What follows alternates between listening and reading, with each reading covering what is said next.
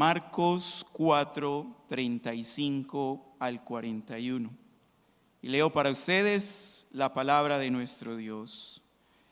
Y aquel día, al atardecer, les dijo: pasemos al otro lado. Y despedida la multitud, lo tomaron como estaba en la barca, y había también con él otras pequeñas barcas. Y se levantó una gran tempestad de viento, y echaba las olas en la barca de tal manera que ya se llenaba. Y él estaba en la popa, durmiendo sobre un cabezal. Y lo despertaron y le dijeron: Maestro, ¿no tienes cuidado que perecemos? Y levantándose, reprendió al viento y dijo al mar: Calla, enmudece. Y cesó el viento y se hizo gran bonanza. Y a aquellos dijo: ¿por qué estáis así amedrentados? ¿Cómo no tenéis fe? Y temieron con gran temor, y se decían el uno al otro: ¿quién es este que aún el viento y el mar le obedecen? Esta es la palabra de nuestro Dios. Un médico cirujano debe pasar muchos años de estudio antes de llegar a su primera cirugía. Al igual que un piloto de avión debe estudiar mucho tiempo antes de pilotear solo un avión. Sin embargo, esos años, ese tiempo de estudio, sin la práctica adecuada, no es suficiente. Tanto el médico cirujano como el piloto no podrán desarrollar su vocación satisfactoria y exitosamente sin antes haber practicado una y otra vez la teoría que aprendieron con tanta dedicación. Lo mismo ocurre con el cristiano. Este debe estudiar con diligencia y responsabilidad las Escrituras y luego debe practicar en su vida cotidiana lo aprendido para ser un creyente maduro. Porque, mis hermanos, la práctica da lecciones que la teoría es imposible dar. La práctica da lecciones que en la teoría es imposible aprender. En otras palabras, la práctica de lo aprendido en las Escrituras hace del creyente un cristiano que se parece más y más a Cristo. Y es que de esto realmente es lo que se trata el cristianismo. Si queremos definir el cristianismo, lo podemos definir como en conocer, creer para ser como Cristo. Una corta definición de cristianismo: conocer, creer para ser como Cristo. Es por eso que no se puede ser cristiano si no se conoce, si no se cree y si no se es como Jesucristo. Repito, tú no puedes ser un verdadero cristiano si no conoces, si no crees y si no deseas ser como Jesucristo. Y no hay mejor escenario para practicar el cristianismo que en medio de las pruebas, en medio de las dificultades de la vida, en medio de las tempestades repentinas que llegan a la vida. Como lo llama la Escritura, esa es la forma o ese es el espacio donde se ejercita la verdadera fe. Marcos, en el capítulo 4, versículos 35 al 41, nos muestra uno de esos relatos prácticos que le enseñan al cristiano a ejercitar su fe para conocer, para creer y para ser como Jesús en medio de las pruebas. Contextualicemos un poco el texto para poder desarrollar la enseñanza. El Señor Jesucristo ha estado todo el día enseñando detalles sobre el reino de Dios y la forma como se entra a Él y las características de los que entran al reino de Dios. Todo esto lo hizo sobre una barca a la orilla de un lago llamado el Mar de Galilea, y es llamado el Mar de Galilea por su tamaño. Observen, este lago tiene aproximadamente 21 kilómetros de largo y unos 13 kilómetros de ancho en las partes más extensas. Se cree que el recorrido que se disponían a pasar el Maestro Jesús con sus discípulos en esa barca era de aproximadamente 8 kilómetros. Este lago se encuentra a unos 210 metros debajo del nivel del mar y está rodeado por varias montañas, lo que produce fuertes y repentinos vientos que al chocar con el agua del lago levantan grandes tempestades. Así que las tempestades eran normales en esta zona y los pescadores estaban acostumbrados a este tipo de eventos naturales. A propósito, pescadores, oficio de pescador, que la mayoría de los discípulos que acompañaban a Jesús practicaban. Ahora, el Señor Jesús estaba cansado al final de la tarde y se disponía a descansar. Pero no nos confundamos, aun cuando el Señor descansa, está enseñando. Ya la multitud había escuchado la teoría que ahora sus discípulos necesitaban seguir aprendiendo en la práctica y ellos tendrían, escucha bien esto, el privilegio de conocer personalmente a Jesucristo. Porque una cosa es conocer a Jesús, una cosa es conocer de Jesús, otra cosa es ver a Jesús. Son dos cosas muy diferentes. Una cosa es escuchar de Él, una cosa es conocer a Jesús, pero otra cosa muy diferente es verlo a Él en acción. Una cosa es conocer a Jesús como hombre, otra cosa es conocer a Jesús como Dios. Una cosa es conocer a Jesucristo como Salvador y otra cosa es creer que Jesucristo tiene el poder para salvar pecadores como nosotros.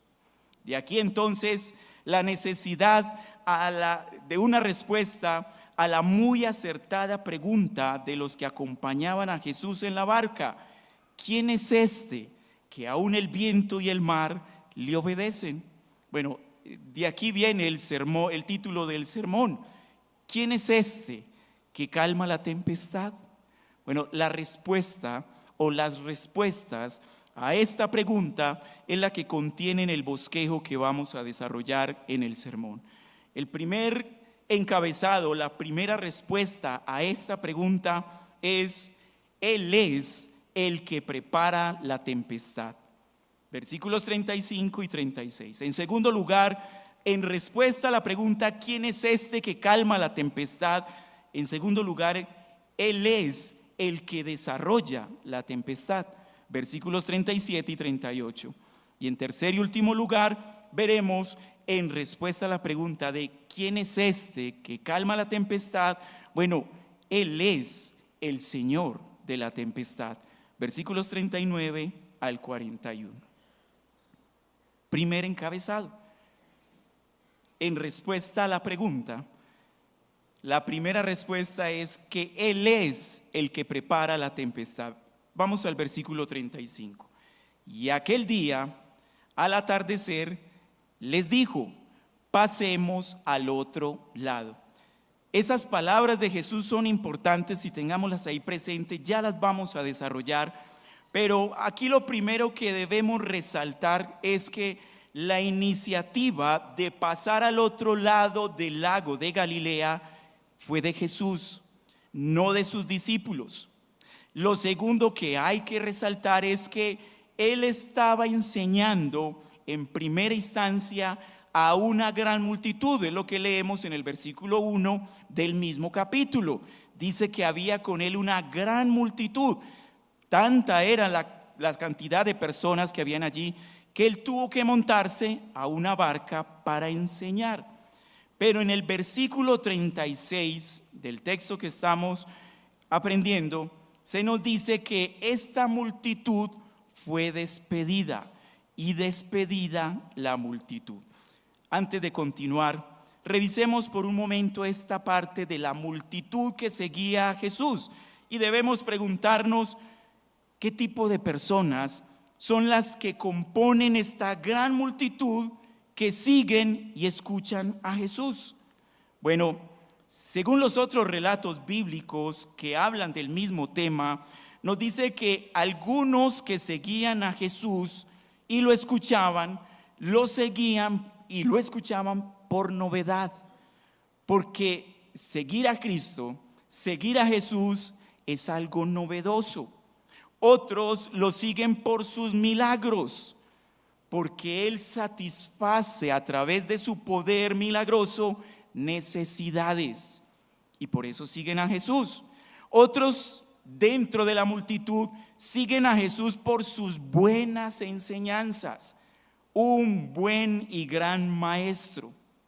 Y hay unos pocos dentro de la multitud que siguen a Jesús por fe. 4 tipos de seguidores de Cristo en medio de la multitud: los que lo siguen porque es novedoso, los que lo siguen por sus milagros, los que lo siguen por su buena doctrina, los que lo siguen por fe. Es este último grupo, los que lo siguen por fe, los que tuvieron el privilegio de conocer verdaderamente a Jesús. Volvamos al texto, versículo 36. Y despedida la multitud, lo tomaron como estaban. Recuerde que él estaba en una barca, y sin más preparativos comenzaron, obedecieron, partieron del lugar donde estaban, camino hacia el otro lado del lago.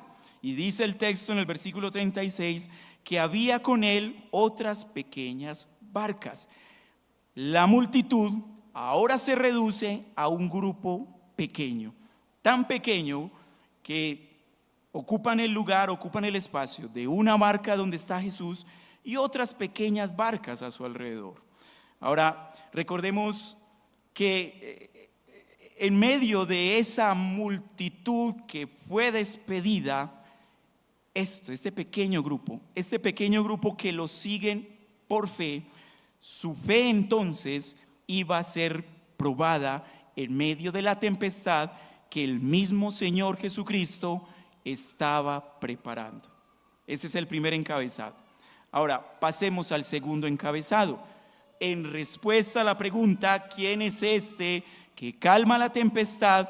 En segundo lugar, tenemos la respuesta de que Él es quien primero, antes de calmar la tempestad, desarrolla la tempestad. Versículos 37 y 38.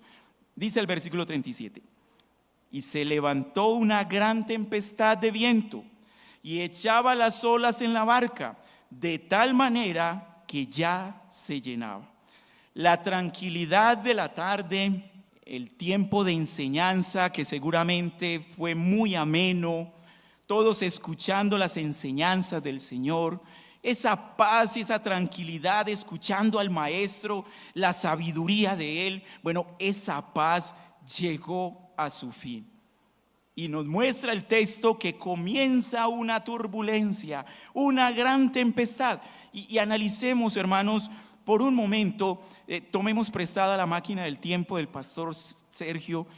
Imaginémonos estar allí, en ese instante donde se está desarrollando la historia, y analicemos estos detalles.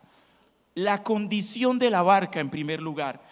No estamos hablando de uno de los barcos de nuestra época, modernos, con fibras de vidrio, con tecnología satelital, con péndulos electrónicos que evitan que cuando las olas muevan la barca, esta se mueva de tal forma que produzca náusea. No estamos hablando de ese tipo de barco. Estamos hablando de una barca de madera, con un tamaño aproximado de este tamaño del salón, aquí en la parte central, donde aproximadamente podían estar 20 personas como máximo. Madera, pequeña, pero adicional a esto, recuerden, estamos imaginándonos estar allí, porque esto fue una historia real. La barca, ahora dice el texto, nos cuenta el relato de que estaba llegando la noche. Al finalizar la tarde, comenzaba a oscurecer. Miren las condiciones, la barca de madera pequeña, la oscuridad comienza a llegar y los que han tenido la oportunidad de estar cerca de un lago en las horas de la tarde, casi la noche, la oscuridad es mucho más densa. Hay momentos donde no se alcanza a distinguir dónde está el agua y dónde está el firmamento. La oscuridad es densa. Y nuevamente, no había la tecnología de ahora, no habían lámparas, no tenían faroles, electricidad. No, a duras penas seguramente tendrían algunas antorchas que medio alumbraban el lugar, el lago, la barca donde estaban. Ahora, sumémosle a esto el viento que agitaba las olas. El viento que agita, esos vientos que vienen de la montaña y que con el cambio de clima, el cambio frío, al calor de las aguas, levantaba las olas, agitaba la barca, y dice el texto que las olas eran de tal tamaño que se comenzaron a entrar a la barca. Imagínate allí, mi hermano, mi hermana, imagínate en este lugar, con estas condiciones. Comienza tus pies a mojarse. Los integrantes, los que estaban en la barca, hacían lo posible por sacar con sus baldes, sacar el agua que estaba entrando dentro de la barca, pero no era suficiente porque el viento arreciaba, la tempestad era tan fuerte que las olas entraban dentro de la barca y echaba las olas en la barca, de tal manera que se llenaba. Ya no es solamente los dedos de tus pies que se mojan, ahora comenzó a subir el agua. Va más arriba de los tobillos, ya está llegando a tus rodillas. ¿Qué podrías estar sintiendo allí, mi amado hermano, si tú estuvieras en ese lugar? ¿Estarías tranquilo? ¿Tendrías paz? La verdad que el pánico se apodera de cada uno de nosotros si estuviéramos allí, y lógicamente la tranquilidad ya no está. Ya ahora lo que hay es angustia, hay estragos, hay gritos, hay preocupación. Cada uno de ellos debe estar pensando: hasta aquí llegamos, vamos a morir. Y miren, hermanos, aquí hay un detalle. No estamos hablando de personas que por primera vez experimentaban este tipo de fenómenos. Estamos hablando de pescadores experimentados y acostumbrados a sufrir tempestades. Pero esta tempestad tenía algo particular. No era la normal que ellos habían vivido, esta era diferente. Esta era mucho más compleja, a tal punto que ellos pensaban que iban a morir. El pánico estaba apoderado de todos ellos. Bueno, menos de uno, ¿verdad? Versículo 38, primera parte.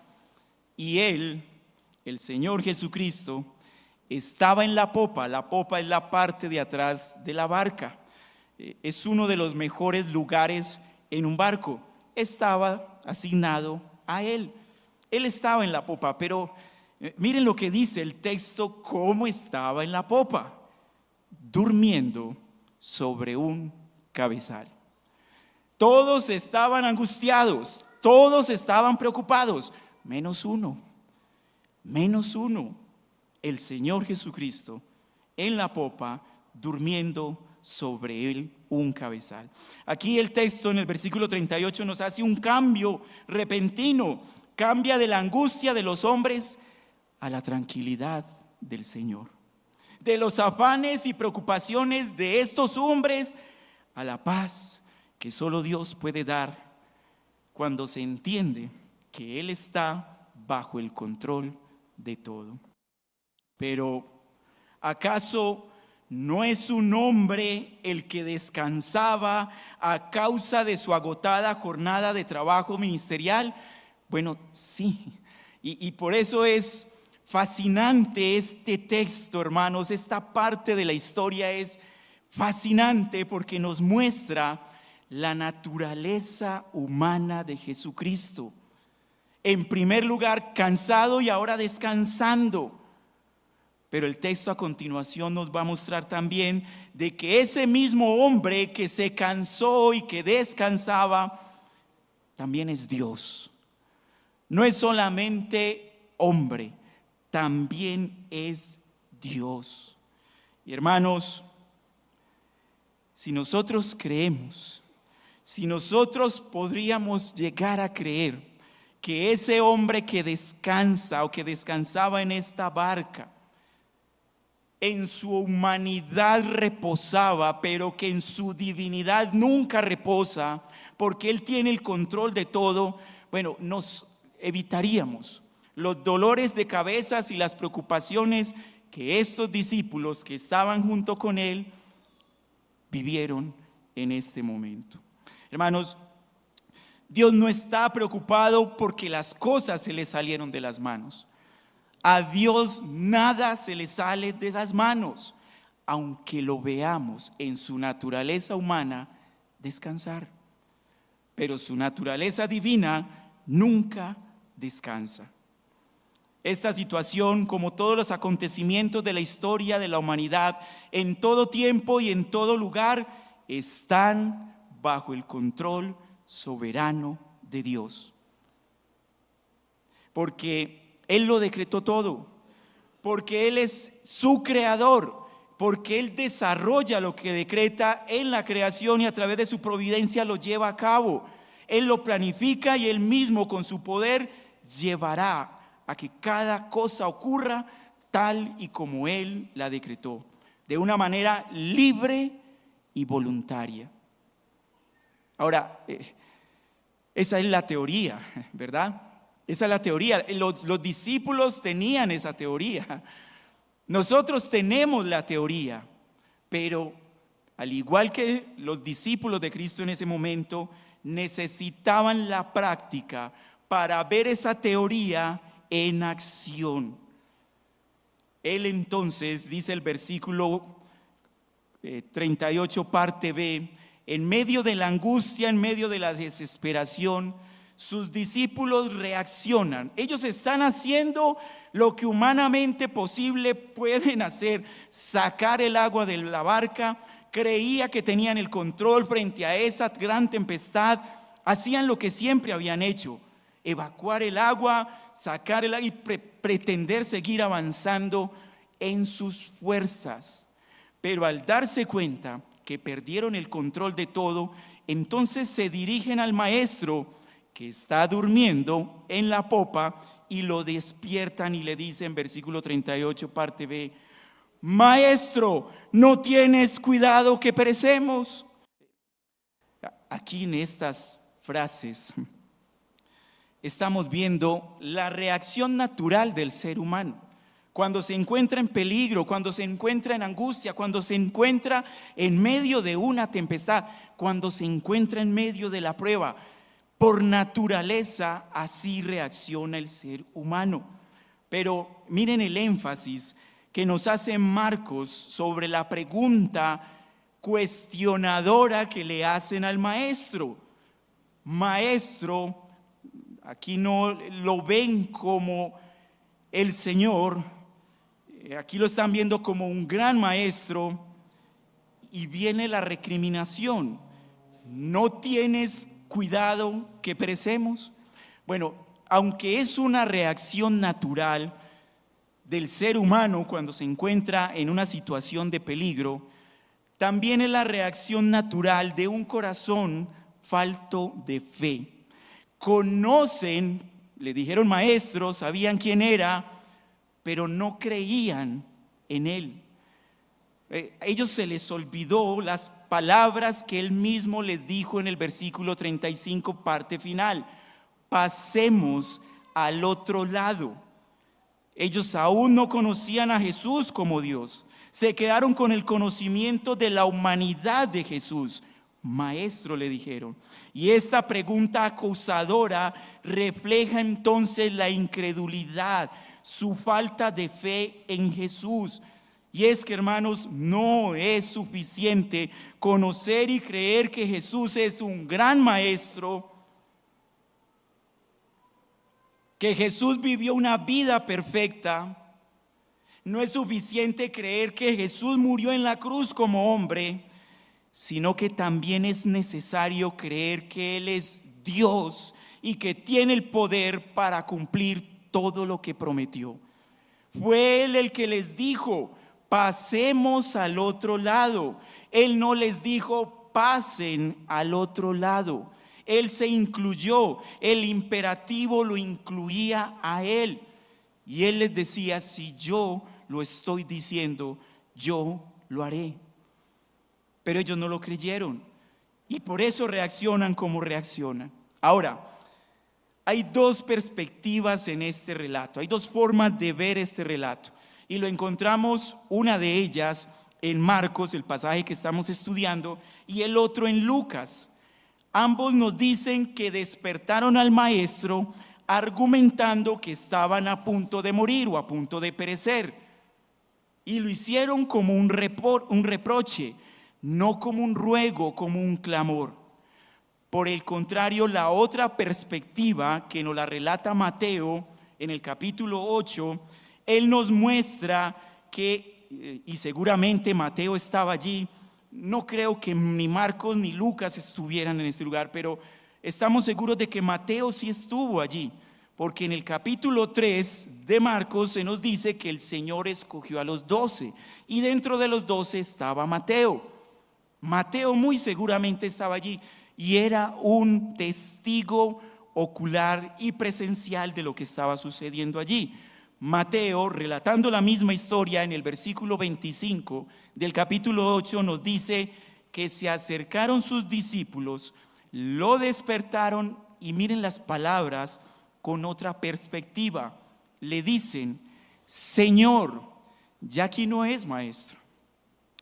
En Mateo, según el relato de Mateo, hay un conocimiento un poco más profundo de quién era Jesús. Ahora ya no le llaman simplemente maestro, le dicen Señor. Y miren el ruego de Mateo 8:25: sálvanos que perecemos. Ambos están relatando la misma historia, pero con dos reacciones diferentes. El uno como un auxilio para que Jesús salve, el otro como un reproche que cuestiona lo que Jesús está haciendo, descansando sobre un cabezal. Hermanos, aquí viene una aplicación y es preguntarnos, porque muchos de nosotros, si no todos, pasamos o estamos pasando a través de una tempestad, a través de una circunstancia difícil, sea de salud, sea económica, sea familiar, sea matrimonial. Cada uno de nosotros o está viviendo en este momento, está montado en una barca que el viento, las olas llenan esa barca y nos sentimos agobiados. O lo estamos viviendo o lo hemos pasado o lo vas a pasar. Y la pregunta que aquí tenemos que hacernos es: ¿cómo reaccionamos delante de Dios? ¿Cómo clamamos a Él? ¿Clamamos de forma de reproche? ¿No tienes cuidado?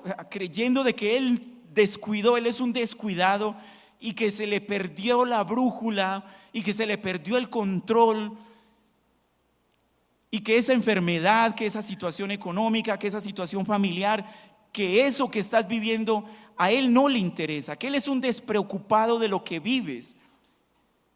Y sí, clamas a Él, pero clamas a Él reprochando. O la otra perspectiva de Mateo, clamas a Él. Miren que los dos claman a Él, los dos lo despiertan. En los dos relatos el Señor es despertado por sus discípulos. O clamas a Él, reconociendo primero quién es el Señor, que tiene el control de todo y que es el único que tiene el poder para salvarte. Y no estoy hablando de una salvación de tu alma, porque si eres un verdadero creyente, estás seguro de que Cristo murió por ti, que tu alma ha sido salvada por Él. Pero ¿y qué de las circunstancias? ¿Qué de las circunstancias adversas? ¿Qué de las pruebas? ¿Conoces a Jesús sabiendo y entendiendo que Él es el que prepara la prueba, que Él es el que prepara la tempestad, que Él es el que desarrolla la tempestad en tu vida y que Él tiene el control de todo? ¿Cómo reaccionas en medio de la circunstancia difícil por la cual pasas, por la cual has pasado o por la cual pasarás? Tercer y último encabezado. ¿Quién es este que calma la tempestad? Bueno, Él es el Señor de la tempestad. Versículo 39. Y levantándose, reprendió al viento y dijo al mar: calla, enmudece. Y cesó el viento y se hizo gran bonanza. Pasó la tempestad, y no porque naturalmente pasara, sino porque obedece a la voz de su Creador, e inmediatamente viene la tranquilidad, la paz, la calma. Y hermanos, es que cuando el Señor de la creación habla, toda la creación calla y obedece. Aquí hay una enseñanza, una lección tan importante para nuestras vidas, que al ver la reacción del viento y el mar, cuando el Señor de ellos, su Creador, les habla, ellos obedecen. Y hermanos, es que nosotros, como criaturas racionales, cuando nuestro Creador y Señor nos habla, nosotros en vez de obedecer, callar y obedecer, lo único que hacemos es cuestionar todo lo que Él dice, como si la razón que Él nos dio hubiese sido dada para cuestionar su sabiduría infinita. Cuestionamos su palabra. ¿Esto sí es verdad? ¿Esto sí lo dice para mí? ¿Esto sí será cierto o será ficción?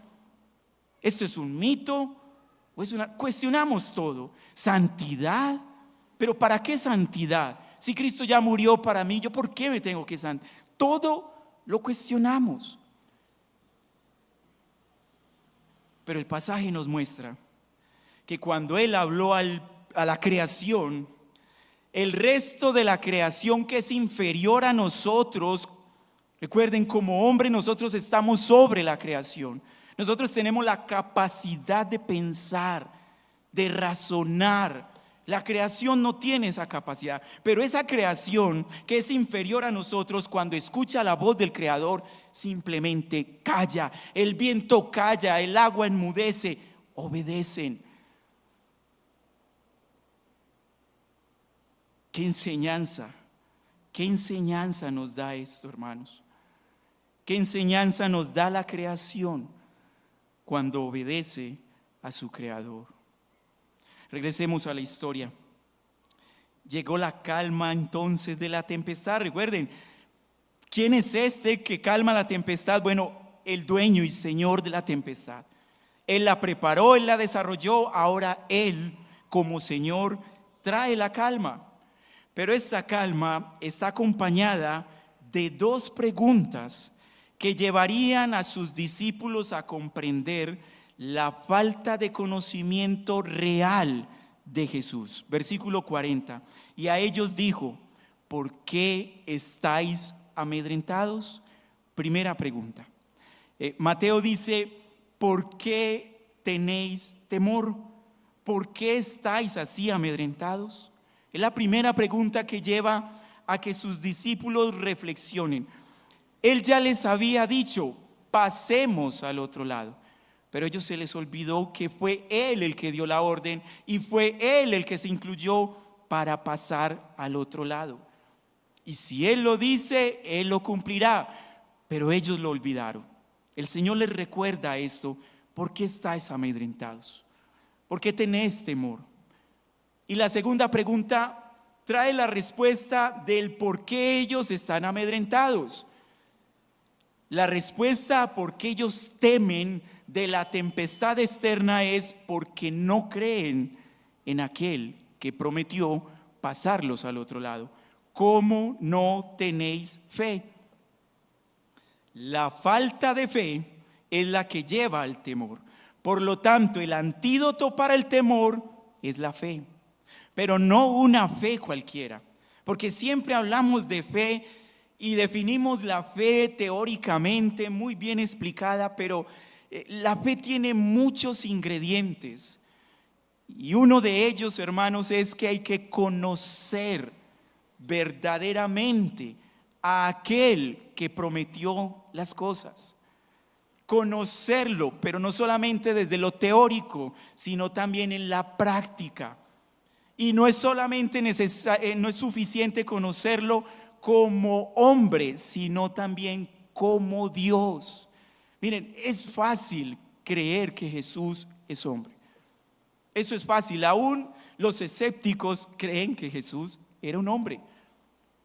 Pero los escépticos no creen que Jesús es Dios, y es allí donde para el cristiano se genera la gran dificultad. Creer que Él es Dios y que tiene el poder para decirle incluso a la creación, calla, y su creación callar, eso nos cuesta creerlo. Y ese es el otro ingrediente que se necesita, y es lo que el Señor les está llevando a sus discípulos a que recapaciten, comprendan y entiendan y crean. No soy simplemente un hombre, soy Dios. Jesucristo, verdadero hombre, verdadero Dios. El Dios que tiene el poder para calmar cualquier tempestad. Ahora, el error de ellos es que estaban enfocados, su temor, su miedo estaba enfocado en lo que estaba ocurriendo afuera. Y esa parte el Señor la calmó. Pero ahora viene un temor mucho más grande y verdaderamente importante. Porque ellos estaban preocupados por lo que estaba afuera de la barca y no se habían dado cuenta de quién estaba dentro de la barca. Ahora el temor cambió de enfoque, ya no es en lo externo, ahora es en quién está en la barca. El verdadero problema de estos discípulos del Señor en medio de la tempestad no era la tempestad. El verdadero problema era que no conocían al Señor de la tempestad, que estaba detrás de ellos descansando, pero bajo el control de todo. Ahora el Señor en su misericordia le da la solución a este problema, y la solución es la fe, pero una fe que le permita ver a sus discípulos no solamente a Cristo en la humanidad, sino también en su divinidad. Hermanos, no podemos caer en el error de pensar de que estos hombres no tenían fe. Tenían fe, pues acudieron a Él, tanto en el relato de Marcos como en el relato de Mateo. Los dos relatos nos muestran que los que estaban allí acudieron a Él, pero la fe que ellos tenían era una fe débil, una fe frágil que necesitaba ser probada, y la prueba fue en medio de la tempestad. Y es allí donde la fe de estos hombres comienza entonces a ser ejercitada, creyendo y viendo no solamente a Jesús hombre, sino a Jesús como Dios. Así como el médico, así como el piloto, que debía practicar y practicar para realizar su primera cirugía y su primer vuelo solo en un avión. Bueno, asimismo, el creyente, nosotros los cristianos, debemos practicar y practicar y practicar en medio de la tempestad, en medio de la prueba, para que nuestra fe sea ejercitada. Porque, hermanos, es en medio de la prueba donde nosotros podemos ver la divinidad de Cristo, su poder, el mismo poder que nos salvó, su poder para rescatarnos, ayudarnos y fortalecernos en medio de la tempestad. Él tiene el poder para callar la tempestad, pero su poder va más allá de calmar la tempestad. Su poder va a que nosotros en nuestro interior, la tempestad interna que tenemos cuando no creemos en Él, tenga paz. Para que podamos confiar en Él como el dueño soberano de todo, que verdaderamente Él tiene el control. Versículo 41. Después de esto, dice, temieron con gran temor. Aquí se resalta el temor que ellos tuvieron. El temor que ellos tenían de la tempestad externa no se comparaba con el temor que los sobrecogió al ver al Señor de la tempestad obrando a favor de ellos. Su temor se incrementó, pero ahora es un temor reverencial, un temor que incluso los lleva a preguntarse, ¿quién es este que aún el viento y el mar lo obedecen? Bueno, ya tenemos la respuesta, ¿verdad? Pero para ellos en su momento la respuesta no fue tan concreta. Ellos comenzaban a participar de los momentos milagrosos y poderosos de Cristo, donde su fe iba a ser cada día más fuerte, más firme, esperanzados en Él. Pero nosotros no vivimos eso. Nosotros ya tenemos el testimonio de su palabra, que nos muestra y nos da la respuesta a esa pregunta: ¿quién es este que aún el viento y el mar le obedecen? Bueno, Él es Jesucristo. Y como dice el credo niceno, Él es un solo Señor, Hijo unigénito de Dios, engendrado del Padre antes de todos los siglos, Dios de Dios, luz de luz, verdadero Dios de Dios verdadero, engendrado, no hecho, consustancial con el Padre, por el cual todas las cosas fueron hechas. Por eso Él le pudo decir al viento y al mar: calla, enmudece, y obedecieron. El cual, escuche bien esta declaración del credo, el cual, por amor a nosotros y por nuestra salud, descendió del cielo y tomó nuestra carne de la Virgen María. Por el Espíritu Santo fue hecho hombre y fue crucificado por nosotros bajo el poder de Poncio Pilato. Padeció y fue sepultado, y al tercer día resucitó según las Escrituras. Subió a los cielos y está sentado a la diestra de Dios Padre, y vendrá otra vez con gloria a juzgar a los vivos y a los muertos, y su reino no tendrá fin. Hermano, mi hermana, ¿tú crees que Él es Jesucristo? ¿Tú crees que Él no es solo hombre para intercambiarse por ti, porque es Él el que paga lo que tú y yo no podíamos pagar, y por eso era necesario que se hiciera hombre, para padecer y sufrir a causa de nosotros, para librarnos de la esclavitud del pecado como hombre, pero a la vez como Dios, teniendo el poder para perdonar nuestros pecados, el poder para vencer a la muerte, el poder para vencer a Satanás, el poder para llevar a su iglesia hasta el puerto que Él prometió que la llevaría, y donde Él dice: pasemos. No simplemente pasen, sino que Él está aquí en medio de nosotros, guiándonos, guiando el barco hacia la dirección que Él mismo estableció. ¿Tú crees eso? ¿Tú lo crees, verdad? ¿Verdaderamente lo crees? Bueno, ¿por qué te angustias entonces cuando llega la tempestad? ¿Por qué te angustia cuando llega el dolor? ¿Por qué rechazas la prueba?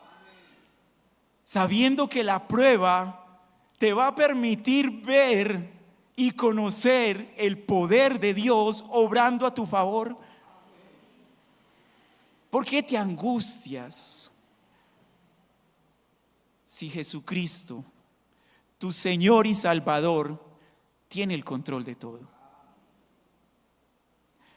Hermanos, yo quisiera para este 2025 que recién iniciamos, decirles de que todo va a estar bien, de que vamos a ser bendecidos con la economía, con un carro, con casa, los que no están casados con esposa o esposo, que nuestros hijos van a ser creyentes. Yo quisiera decirles todas esas cosas, pero muy seguramente a muchos de ustedes les estaría mintiendo. Porque si el Señor lo da, gloria a Dios. Pero ¿y si no?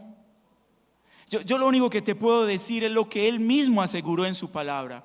Juan capítulo 16, versículo 33. Estas cosas os he hablado para que en mí tengáis paz. Y miren la promesa. En el mundo tendréis aflicciones. Pero miren el complemento de esa promesa. Pero confiad, yo he vencido al mundo. Hermanos, es en medio de la aflicción donde podemos ver el poder de Dios, Dios hecho hombre, salvándonos en medio de la tempestad. Y es allí en la tempestad donde no solamente lo podemos ver, sino que también podemos clamar: Señor, sálvanos, y estar seguros de que Él nos salvará. Seguramente al principio la poca fe, nuestra fe débil, nos llevará a dudar e incluso nos llevará a recriminarle, como el relato que Marcos nos cuenta. Es que no tienes cuidado de nosotros. Seguramente nuestra poca fe nos llevará a eso. Pero prueba tras prueba, tempestad tras tempestad, aflicción tras aflicción, nuestra fe será fortalecida y cada vez podremos decir con más certeza, con más fe, decirle: Señor, sálvanos, y estar seguros de que si es su voluntad nos salvará. Pero si hay algo seguro, de que la tempestad o la prueba nos harán cada vez más como Él. Y eso es lo que debemos anhelar.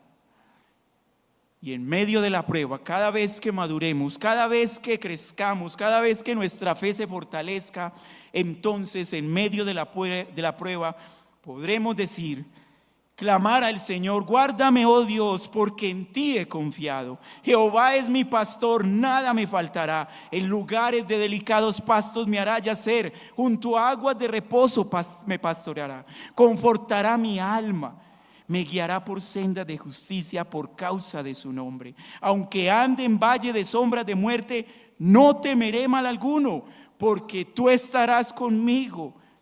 Tu vara y tu cayado me infundirán aliento. Jehová es mi luz y mi salvación. ¿De quién temeré? Jehová es la fortaleza de mi vida. ¿De quién he de atemorizarme? Jehová es mi fortaleza y mi escudo. En Él confió mi corazón y fui ayudado. Por lo que se regocijó mi corazón y con mi canción le alabaré. Y al final decir como el apóstol Pablo en Romanos 8, 38 y 39. Acompáñenme por favor allí. Y con esto voy terminando. Romanos 8, 38 y 39. Por lo que hemos pasado a través de pruebas, porque creemos y conocemos a aquel que tiene el poder para protegernos, cuidarnos y sostenernos, entonces podemos decir como Pablo: por lo cual estoy seguro de que ni la muerte, ni la vida, ni ángeles, ni principados, ni potestades, ni lo presente, ni lo porvenir, ni lo alto, ni lo bajo, ni ninguna otra criatura nos podrá apartar del amor de Dios que es en Cristo Jesús, Señor nuestro. amigo, no puedo terminar sin hacerte un llamado muy serio en esta mañana. Ese Jesús, ese mismo Jesús de los cuales los discípulos decían, ¿quién es este? Ese Jesús del cual se te predicó en esta mañana y del cual se te dio la respuesta a esa pregunta. Ese Jesús, Dios hecho hombre, Jesús verdadero hombre, verdadero Dios, tiene el poder para salvarte, pero también tiene el poder para condenarte, tiene el poder para castigarte eternamente si lo continúas rechazando, si continúas confiando más en ti, viviendo para ti y buscando tu propia gloria. Si continúas negándolo, desconociéndolo y no creyendo en Él, entonces Él, con el poder divino que tiene y con la autoridad divina que tiene, te llevará al infierno y te castigará eternamente. Pero al igual que estos discípulos, hoy tienes la oportunidad, el privilegio de conocerlo, de creer en Él y de ser como Él. Si clamas, así como clamaron ellos, si clamas a Él, pidiéndole no que te salve de la tormenta, no que te salve de las circunstancias, no que te salve del problema que tienes, sino que te salve tu alma, porque es el mayor problema, la mayor tempestad que hay hoy en tu vida, amigo mío, es que no estás en paz con Dios. Pero si clamas, dice su palabra y nosotros lo creemos, que el que lo busca a Él de manera sincera, Él no lo rechazará. Clama a Él hoy para que salve tu alma, para que te dé el don del arrepentimiento, para que te dé el don de la fe, para conocerlo y creer y ser como Él. Oremos. Padre, gracias por tu palabra y ayúdanos, Señor, a conocerte cada día más a través de ella, a creer por el poder de tu Espíritu Santo y a vivir y ser y anhelar ser cada día más como tu Hijo, como nuestro Señor Jesucristo. Es en su nombre que te lo pedimos y para tu gloria. Amén.